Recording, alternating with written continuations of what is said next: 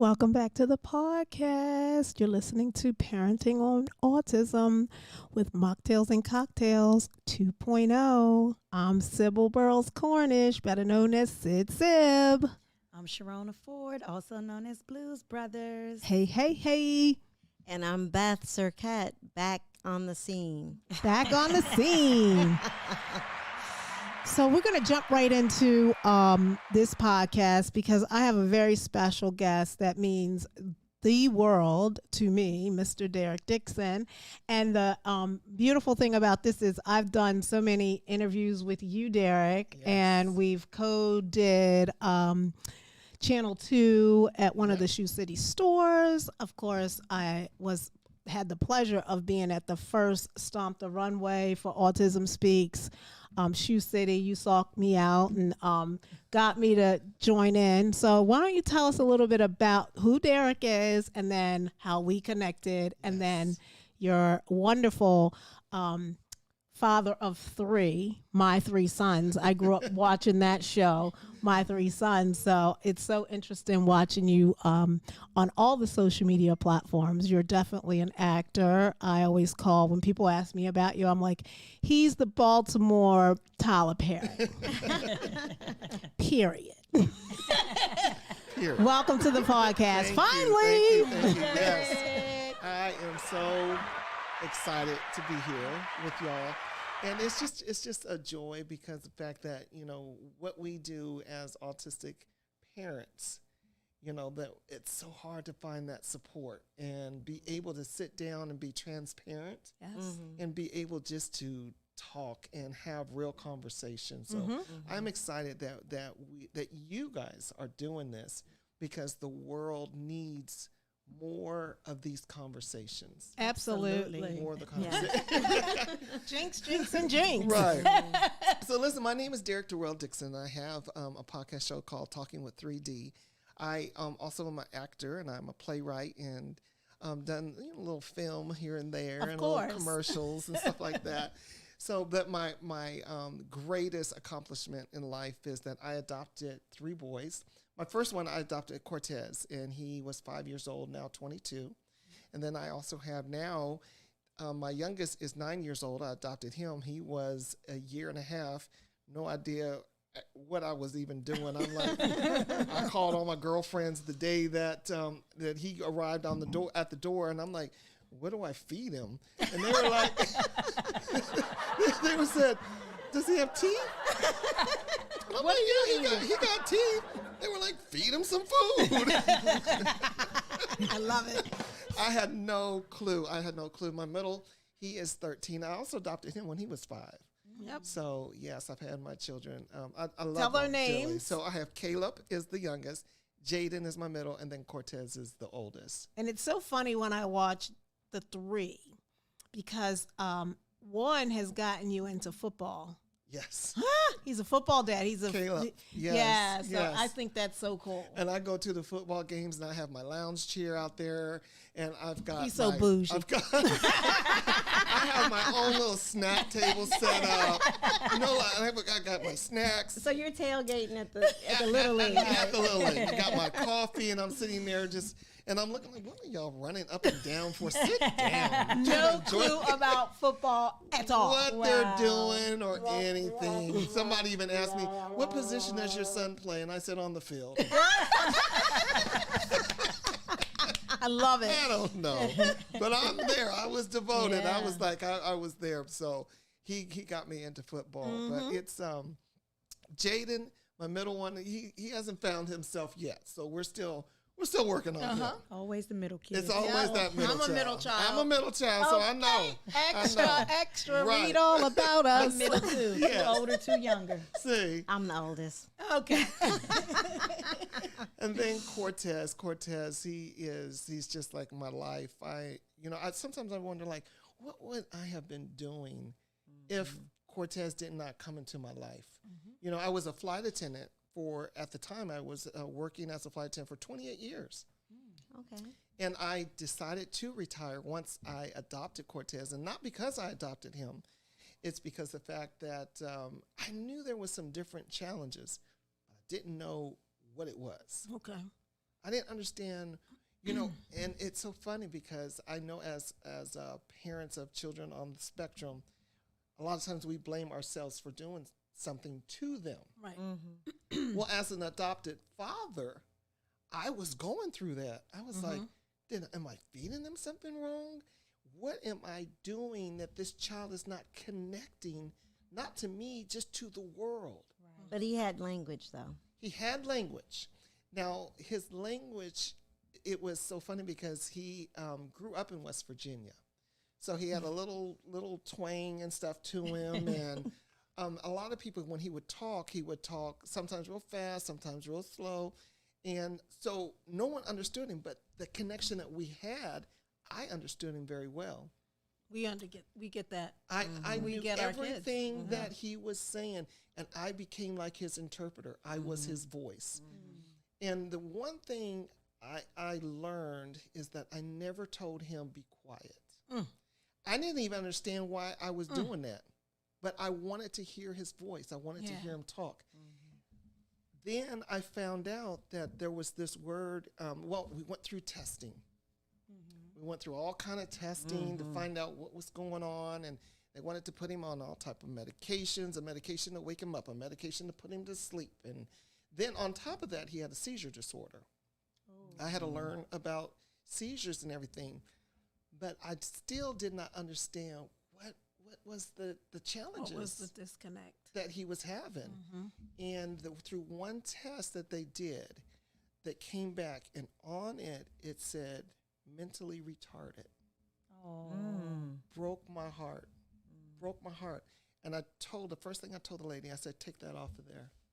And she was like, what? And I said, take that word off of there. And she was like, why? And I said, because you're not going to label my child, and my child is not going to walk around with that name stapled to his back. I said, so take it off of there. And this was recently, because he's only 22, right? He's only 20. Well, this was when I first adopted him, when he was 5. So like in the 90s. Yes. Yeah. So this happened when he was 5. Yes. Okay. Yes. So he was 5, about turning 6. Okay. So it was almost like a year into, having Cortez, that I was learning this. So you got on top of it fast. Real fast. Good. Real fast. Because I just didn't, he had the challenges in school, and they wanted to switch him to different schools and all that. So I just needed to find the right fit for him. And I was still flying, so it was hard, me leaving him. I got someone that would come over and would watch Cortez. The bus driver would tell me, I know exactly when you're home, because he comes out all happy. He says, but when that lady watches him, and she was real good to him, but she said, when that lady watches him, he wouldn't get on the bus. He wouldn't do anything. He says, but as soon as I knew when you were home, because he came out happy, and he was a different person. Isn't that beautiful? He was a different person. But that's when, through some other testing, I heard the word autism. Okay. And so how old was he? How old was Cortez? At that time, he was about 7. When you found out he was autistic. Autistic. Never heard of that word in my life. Never Rain Man? Didn't see the movie? I saw the movie, but that still didn't click to me. That was about autism. Really? That was the first time. That was the Probably first because time. I never heard of it. Well, that was the first time that autism became about people. About people living on the spectrum. Was Dustin Hoffman. That's a true story. Right. And so that word, when I heard it, I went directly to the movie. How about you, Beth? Definitely the movie. And then that's what I learned about, high functioning and Asperger's and Temple Grandin. You remember her? Yeah, of course. Yes. The country girl. Right. So I started reading books about her. And that she saw in pictures, because Ross is nonverbal. So I didn't have the benefit of but I knew he understood me. He understood my husband. He understood my son. He understood us, but he couldn't express it. Yeah. So, I began to say, well, if he thinks in pictures, maybe pictures are the way I can communicate with him. Like, so I can get expressive language out of him. But yeah. And what about Sharona? Well, when you heard? When I heard autism, I've heard it before, but I was still unsure what it actually meant. My kids are nonverbal, and when they understand some stuff that we ask them to do, but when they're trying to express themselves, they display a lot of behaviors: kicking the wall, hitting themselves, spitting, throwing stuff down, breaking stuff when they can't get out what they want to be done or said. Their or communication shows up in a behavior. It does. Did Cortez have behaviors? He did. He did. And I think most of his behaviors was through medication because they had him on so much medication. When you adopted him? When I adopted him. He came with just bagfuls of stuff. Wow. And at that time, they told me that he got put out of the school when he was in first grade. He flipped over the principal's desk, kicked out. He had a social worker. He kicked out the back window of the car. And this I did not know till afterwards. After you adopted him? Yes, they didn't just give me like the rundown. They didn't give you a book or a guide. Nothing. You just adopted my beautiful Cortez. Yes. And he had bags of meds. So we're going to take a quick break, Mike, and continue this conversation because it's definitely something that we need to discuss. Living on the autism spectrum and then raising our beautiful individuals on the autism spectrum. We'll be right back.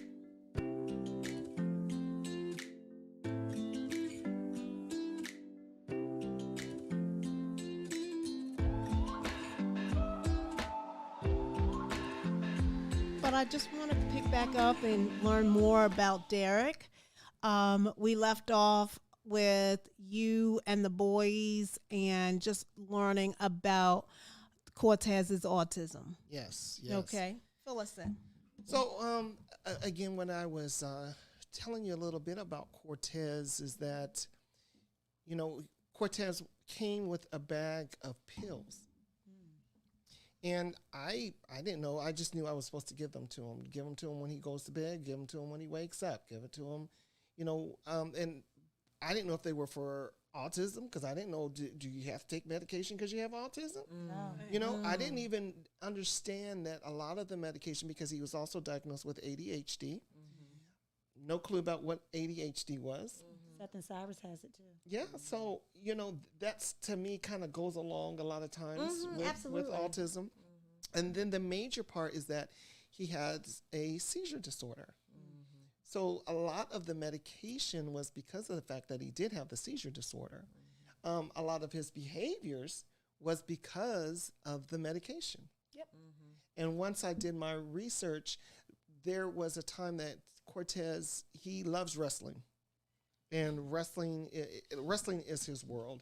You'll be talking to him like, Cortez, how was your day? Oh, it was great. But The Rock came in and John Cena. And then I said, but how was your day? Oh, it was good. But John Cena, he got in that ring. And so we go through that over and over again. Till this day, wrestling is his passion. But one particular day, he thought he was on fire. And he would run to my room every night because he thought he was on fire. It was the medicine. It was the medicine. And it took me forever to get him back to sleep. He would go to school. The school would call me and say he won't go out in the hallway because he sees fire. He would not go in the hallway. I would have to go pick him up, literally carry him out of the school because he thought if his feet touched the ground, they would catch on fire. He was hallucinating. He was seeing all these things. And then again, as I was telling the young lady, Google is your friend. When I started Googling every medication that he was on, because I trusted the fact that they sent me, medication that was supposed to help him. So when I did the work, unbeknownst to you, it was psychotic. It was all psychotic. And it was causing him to have hallucinations and all of this. So little by little, I was tapering him off of all those meds. And it stopped. Good for you, Dad. It stopped. And his seizures, they're under control completely? His seizures are now under control. We were literally in the hospital almost twice a week with seizures. It was routine. It was routine. And again, I never saw a seizure. He just, one morning I woke up, he was on the floor. I was like, what is this boy doing on the floor? The next, what's he doing on the floor? He was having seizures. Again, they didn't tell me that he had a seizure disorder. I had to learn when I physically saw him having one, I froze. But being a flight attendant, they taught us about seizures and all of that. So I just knew, okay, this is what's happening. But again, it was just, everything was, it was learned for me. I'll just tell a real quick story behind backstage at a fashion show. And for me, a seizure is when someone gets overstimulated. And so Cortez was just like in his glory. The fashion show is about Derrick and his fashions, but it's really about Cortez. Yes. It's autism stumped the runway. And that particular day, I didn't want to come or walk. I had someone take care of the clothes. I was like, Derrick, I'm not available. The girls aren't going to walk. Well, Right. The young lady said, no, you are available. You're going to come. I don't care if they walk, but you're going to be present. So, of course, I showed up, and Sydney and Sabrina and I are in the little audience area. And then the other lady said, no, they got to walk. And I wasn't even dressed to walk. And he wants the parents of the children or adults to walk, the family, walk with them people. It's the one shot that I have with the eat dress and Sydney and Sabrina. Well, they had bought the clothes for Sydney and Sabrina, but it was a bad day for us. It was a bad Saturday. Somebody pissed me off, and I was just like on the verge of it. Oh yeah, well, on the verge of checking my own self into, the 8th floor. Right. And one gonna be a meltdown, and one gonna be a behavior. It was Right. just gonna be like, I don't want to do this shit no more. Right. Okay, for real. Right, I'm done. I like the fashions and all that, but thank you very much. And whatchamacallit was there? Your guy, that's the state's attorney now. Bates was there. Yes, Ivan Bates. Alvin Bates was there on the front row. I mean, spectacular fashion shows he puts on in Baltimore. Thank you very much. But so I go in the back, and he's got the barbers, and he's got the hairstylists, and he's got the glam squad, and everybody's getting all glam. Well, lo and behold, someone said, Derrick, and I look over, and Cortez is having a seizure. So Derrick is like flying around, and he goes into daddy mode. And he was just like, everything stopped. The barber stuff, like everything clicked off. Just everyone was just like the mannequin challenge. He calmed his boy down. He had his seizure. He then performed, and it was like, that's some real powerful shit. Just when you thought you were having a bad day. You said right. Yeah. I was like, Sydney was stealing everybody's candy. The barbers had bought all this damn candy, and I kept saying, get them away from the barbers. And they was like, we gonna charge you. I was like, no. I was having like the worst day until like God was like, just stop. Just stop complaining. And Cortez had his seizure, and do you remember? Like, and he was just like, Yep. And like, so that is. How long does the seizures last? Sometimes it could be 30 seconds. Sometimes the last one that we did have to go to the hospital, it was probably right before Christmas. And the seizure lasted this year. The seizure lasted almost Longer. 13 minutes. Okay. 13 minutes. So he never bites his tongue. He doesn't bite his tongue, anything like that. It's just the jerking. And his eyes get glazed over. Yes. When it's getting ready to start. So Cortez has all type of seizures. Okay. He has the clonic. He has the every kind. His seizures are all over. So Cortez actually is walking around seizing almost all the time. All the time. So one time he did have a serious seizure where he resorted back to being like almost 2 years old. I had to really reteach him how to walk, how to feed himself, everything. So it was a lot. It was a lot because I had to do everything for him. But lately, we started a new medication, and it's called Epidiolex. It's a new medication for those on the seizure disorder. Depakote usually. Depakote is what I had to take him off of. Yeah. That's an old fact. Yeah, Depakote is what I had to take him off of. That caused a lot of his behaviors and everything. But the Epidiolex is new CBD is that? And that took me a while to Have you ever tried embrace it and really it as a clean person. Yeah, and or put them on the diet. They have a special diet for. Listen, let me tell you something about Cortez. I put that boy on that diet and everything. He's like, I don't know what this is, but you better get this get this off of my plate. Where's the pizza? Give me a pizza and some hot dogs. Because it's like high protein and no carbs. Right, and and it's all the gluten free and all that. And he was like, gluten what? Hot dog, please. Well, you know what? And you can't. Well, when that whole gluten thing came out, our pediatrician said, you can't withdraw that out of their diet. Like all of that red and I was making bread without yeast and I did it all. I was like, going out. I tried it and I was like, the doctor was like, Sybil, you're driving yourself crazy. You've already introduced that into their diet. Yes. That's what they're going to eat. There's no way that you're going to wean them off of it. I would go out and spend literally too much money. $300 and come home with 10 things. Wait, because this was before Whole Foods and all this other stuff came out. So you had to search the internet and get all kinds of stuff. And I'm looking, reading all the ingredients and everything, and he can eat this and he can eat that. No. Special breads and all this stuff. Right. And I'm making them sandwich. He was like, if you don't get this thing up out of here. I need some real food. Right. Right now. So how many different medications is he on now? So now he's on 3 with the Epidiolex. And what are those medications for? So those are all seizure. All 3 of those are just for his seizures. All just for his seizure. Nothing for ADHD. And I'm sorry, and then one for ADHD. Which one is he on? He is on. Now y'all. I know. I gotta pull up my phone and pull. Well, you know what? I wouldn't. It's Concerta. I'm sorry. It is Concerta. Well, see, I wouldn't know it either, except my resident right over here. Well, I used to sell Strattera and Zyprexa. Okay. And which are antipsychotic and for ADHD. Okay. But Strattera is a non-stimulant. So, when they get into adulthood, a lot of people, when you take ADHD medicines, don't like to take like Concerta or Adderall because they're more addictive.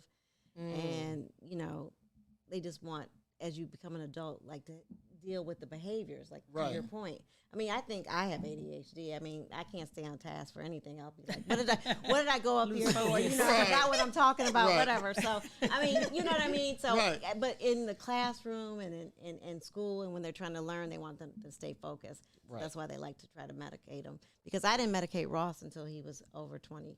Because I knew too much, like at a bad point, too much. And I kind of regret that too, because I think if I had started a little bit earlier. That's me. No, we used Concerta because, see, I kind of was trying to wean him off, and they said, no, don't do that, because of the fact that the seizure medication just kept him drowsy a lot. Like dopey? Very dopey. Yeah. And he just slept. So the Concerta kept him up. Is he skinny, though? He was until... He's a grown-ass man. Well, until the pandemic, and then, a whole facial hair. He's grown. But now I try to, watch what he does eat, because Cortez he's not an outdoors person, and, he'll go out and play a little bit, and then he's like, bougie. All right, let me go take a nap. Because the apple don't fall from the tree. He like, I ain't going to what's his name? His brother's name, football man. Caleb, man, go ahead with the football. He will tell me it's raining outside. I said, come on, we're going to church. It's cold outside. I'm not going to church. Do that. He is funny. He has I know he has a phone. Yes. Does he have a tablet? He doesn't have a tablet, but he does, he does the PS5. The phone is like the tablet for him. Because he's older. Yeah. So he's always, he's on the phone. He's got his earphones on, and he's like, Dad, can I have? And I'm like, can you take the earphones off. And you can hear me. What? take these off. Then he'll be like, so he likes music and he loves music. He will watch a movie. Please never allow him to watch the movie first, and then you sit down with him, because he will tell you everything that's going to happen. Everything that is in that movie. Dad, you think a yellow car? Yes. Dad, do you think a yellow car is going to pull up? Watch, yellow car is going to pull up. Yellow car is going to pull up. Watch. Yellow car is going to pull up. And I said, well, can I watch it? And so yellow car pulls up. I told you, yellow car is going to pull up. He loves Tyler Perry. He knows every Tyler Perry movie. Has he met him? Every song. I wish I could. Yeah, we need to get a stalker. She's a celebrity stalker. Well, stalk him, because I'm telling you, Tyler Perry and John Cena. Okay. Oh yeah. We need or the Rock. Or The Rock, but he's more John Cena. John Cena. I have no idea. He needs John Cena. He's have a better shot at seeing John Cena than The Yeah, Rock. probably. Yeah. So, but he has a remarkable memory. Yeah. Remarkable. And you know, one thing I learned about children on the spectrum, they're in tuned to people. Mm-hmm. People's, I call their spirits and who people are. Oh yeah, they don't mess with everybody. Listen, he told me this one time. We were in church, and my pastor announced he was going to get married. He gets married. Cortez is in the back seat. We're not even talking about our pastor who got married. And all of a sudden, Cortez says, I don't know what he married her for. He ain't in love with her. That ain't going to last. We turned around. We was like, why would you even say that? And he just was going on about his business. Yeah, like it just popped in his head. Like, I don't think that's going to work. 3 months later, they was divorced. Wow. And we were like, you remember when Cortez sat there and said Bust that? out and said it. He told me one time, one of my church members, 17, 18, and he got put out of his house. And I said, you can get yourself together. You can stay with me. You know, you got a week. Get yourself together. You got to go. Mm-hmm. Cortez getting ready to go to school. He came up to my room. He said, you better go check on him, because I think, you know, he need to go to the doctor. I was like, what are you talking about? And I said, why are you being in there? Get ready. Let's get on the bus. So I thought, let me just check. Mm-hmm. Right. Yeah, right. What does he know? I don't know. Right. I go in there. This boy is sweating so bad. I said, get up. Let me take you to the emergency room. What was wrong? Doing drugs? No. Parasite? Found out he was HIV positive. Had almost died if I had not taken him to the hospital. But God bless Cortez. Yeah, who sent you down there. That sense that something was wrong with him. Because even though when he even came to my house, I didn't think that. Right. It was lasting in your mind. Yeah, I just didn't want the boy out in the streets. Yeah. You know? Wow. But Cortez, he told me, he said, you better go downstairs and check on him. Isn't that something? These kids are extraordinary. I remember one time we went to the grocery store and we loaded everything in the car, and the kids got in the back seat, Seth and Cyrus, and I'm pulling off. I pulled out the parking spot, and Seth opened up the door, ran back out. I had left something underneath the cart, and he ran all the way back to the cart and got it and put it back in the car. I was like, wow. I was getting ready to leave it. Yeah, they watch everything. They see everything. They know everything. I guess he was like, Mom gonna leave that. Let me see. Is she gonna leave it, or what's she gonna do? Oh, yeah, she gonna leave it. Let me go get it. And look, and we'll wait to see. Look at her now. She about to back up. Now and let me everything. go Let get me it. Get this. So, Derrick, why don't you tell us a little bit about Cortez's book and then your foundation and on the break, yes. So we're going to take a real quick break. And on the other side, fill us in on Cortez's book that was already published. You're in the midst of writing a book. Yes. Any of your up-and-coming projects? Okay. For the no, it's 3Ds. I have the 3D Foundation. Yes. Which is my nonprofit, and then 3D Productions, which is my production company. Okay. So we'll talk all about that on the other end.